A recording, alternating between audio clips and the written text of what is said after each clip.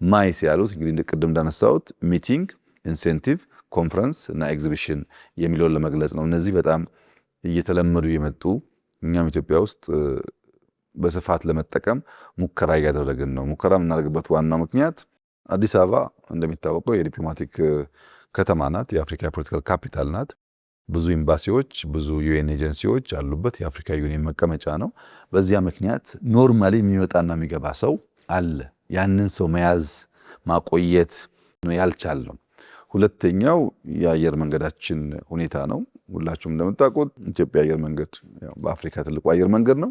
ብዙ ሰዎች ከሀገር ሀገር የሚያገናኝ ነው።